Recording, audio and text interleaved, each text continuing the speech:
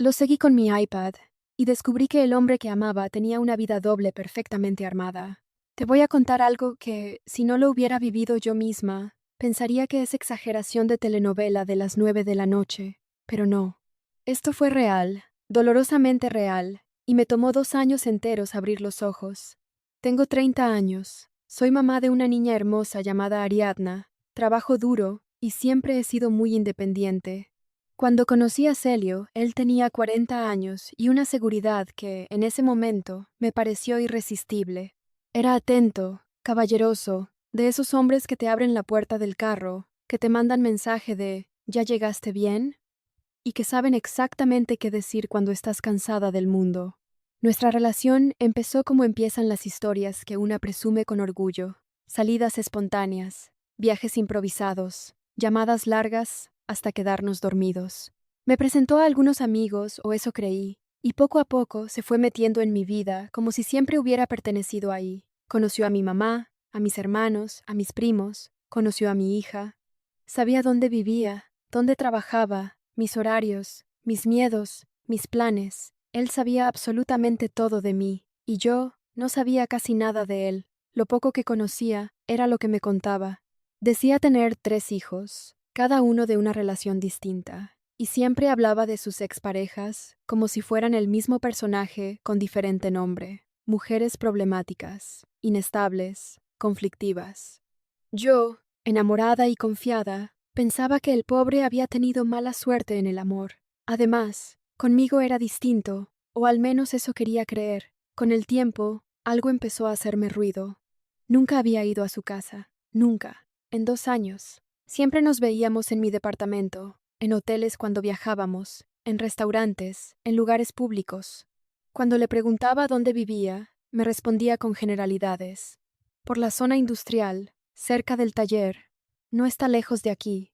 Si intentaba sugerir ir, cambiaba el tema o se molestaba sutilmente. Y aquí viene algo que ahora veo clarísimo. Cada vez que tocaba el tema, terminábamos discutiendo. Me hacía sentir como si yo estuviera invadiendo su privacidad, como si pedir saber dónde vivía el hombre con el que llevaba 2 años fuera un acto exagerado de desconfianza, y yo cedía, porque estaba enamorada, porque confiaba. Porque me repetía la frase más peligrosa que una puede decirse: si estuviera haciendo algo malo, tarde o temprano se sabría. Spoiler: sí se supo. Pero porque yo decidí dejar de esperar que la verdad cayera del cielo. El punto de quiebre llegó un día cualquiera, cuando me di cuenta de que ni siquiera podía señalar en el mapa la colonia donde vivía el hombre que supuestamente quería construir un futuro conmigo. Ese pensamiento me atravesó como un rayo. ¿Cómo puedes hablar de planes a largo plazo con alguien cuyo domicilio es un misterio?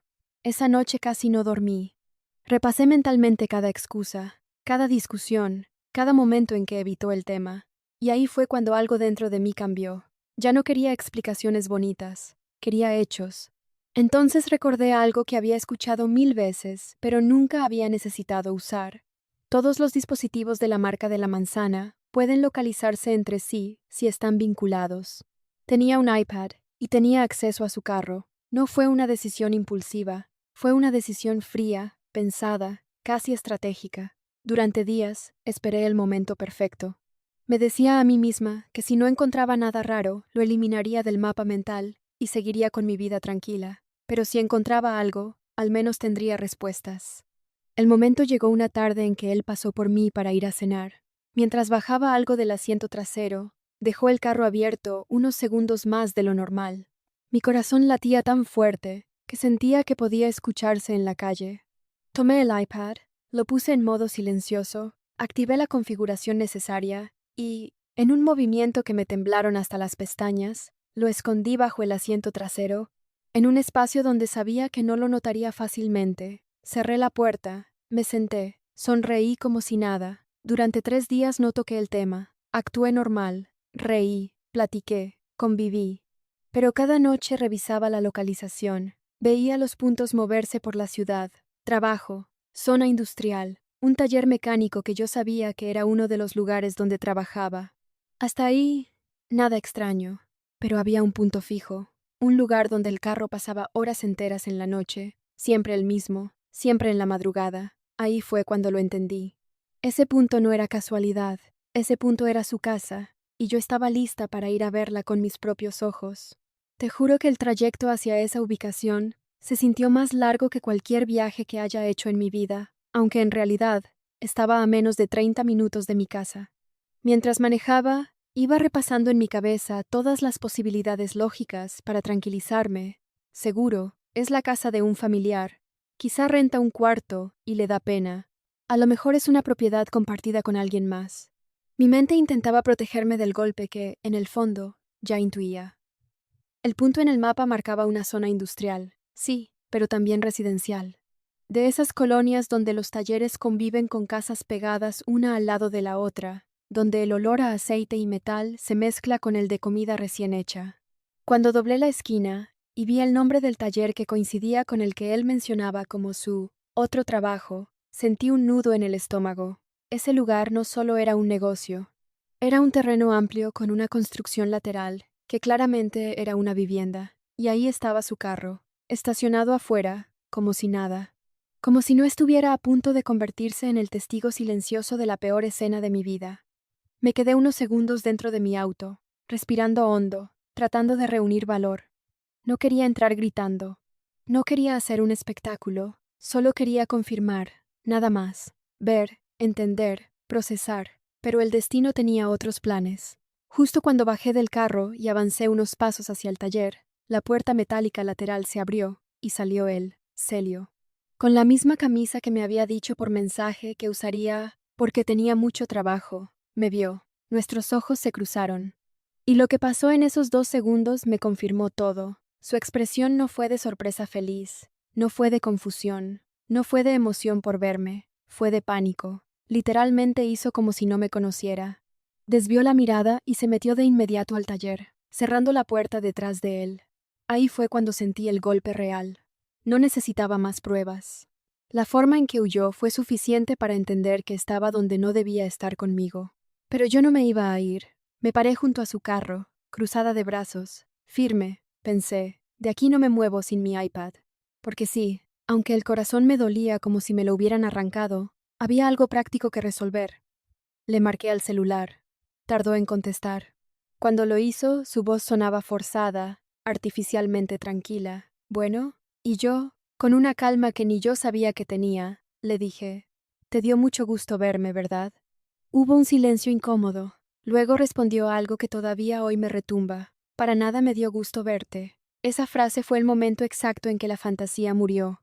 No hubo explicación, no hubo intento de suavizar la situación. Fue directo, frío, casi molesto. Le pedí que saliera, que me diera el iPad que estaba en su carro. Intentó mentirme diciendo que no estaba ahí, que se había ido de viaje, que yo estaba equivocada. Yo miraba su carro frente a mí mientras lo escuchaba decir que no estaba ahí. Le dije que tenía rodeado el lugar, que no había otra salida, que no me iba a ir. Lo negó una y otra vez, como si repetirlo lo convirtiera en verdad. Mientras discutíamos por teléfono, uno de los trabajadores salió del taller. Un hombre joven, nervioso, con expresión confundida. Más tarde sabría que se llamaba Patricio. Le pregunté directamente por Celio. Al principio dijo que no conocía a nadie con ese nombre.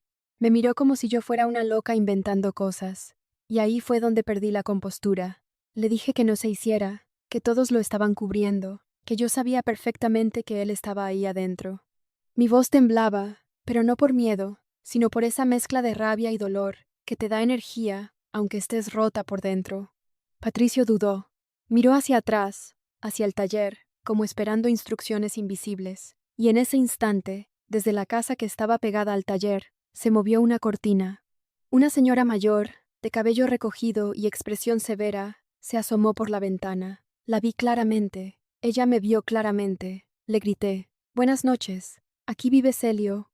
La señora abrió más los ojos, sorprendida. No respondió, solo cerró la cortina de golpe. Ese gesto fue como una confirmación silenciosa. Algo no estaba bien, algo muy grande no estaba bien. Patricio regresó hacia mí visiblemente alterado. Me dijo en voz baja, casi suplicando, «Amiga, por favor, ya no le grites a la señora. Yo te voy a decir lo que quieras saber». En ese momento supe que esa señora no era cualquier vecina. Le pregunté si era la mamá de Celio. Negó con la cabeza. «Es su suegra. Suegra». La palabra cayó como un edificio completo sobre mí. Sentí que el aire se me iba. Le pregunté si estaba casado. Me dijo que sí. Le pregunté si tenía hijos con su esposa. Me dijo que sí. Le pregunté el nombre de ella. Me lo dijo. Marisa. Cada respuesta era un martillo. Yo estaba parada junto al carro del hombre con el que llevaba 2 años, frente a la casa donde vivía con su esposa, su suegra y su familia, y yo no sabía nada, nada. Lloré ahí mismo. No fue un llanto elegante ni contenido. Fue un llanto de esos que salen desde lo más profundo, como si realmente hubiera perdido a alguien, porque de alguna forma lo había perdido. La persona que yo amaba no existía. Era una versión construida cuidadosamente para encajar en mi vida, mientras la verdadera estaba a unos metros, escondida detrás de una puerta metálica. Patricio, nervioso, fue por las llaves del carro. Cuando regresó, me entregó el iPad sin mirarme a los ojos. Yo lo único que quería era desaparecer de ahí. Sentía vergüenza, dolor, humillación, rabia, todo al mismo tiempo, y lo peor de todo era entender que no solo me había mentido a mí, su esposa tampoco sabía. Cuando salí de ese lugar, no recuerdo muy bien cómo manejé de regreso a mi casa. Lo único que sé es que el volante estaba frío, mis manos temblaban y tenía la sensación absurda de que en cualquier momento iba a despertar y todo sería una pesadilla, pero no. El iPad estaba en el asiento del copiloto como prueba silenciosa de que todo había sido real. Llegué a mi departamento, entré sin prender luces y me dejé caer en el sofá. Ariadna estaba con mi mamá esa noche, y agradecí con el alma no tener que fingir estabilidad frente a mi hija mientras mi mundo sentimental acababa de implosionar. Lloré como si realmente alguien hubiera muerto. Porque en cierto modo, sí murió algo, la imagen del hombre que yo creía conocer. El celular empezó a sonar. Era Celio. Lo dejé sonar. Volvió a llamar. Lo dejé sonar otra vez. Después llegaron los mensajes. Primero uno corto. Tenemos que hablar. Luego otro. Estás exagerando las cosas. Y finalmente uno que me hizo hervir la sangre. No sabes toda la historia. No sabes toda la historia.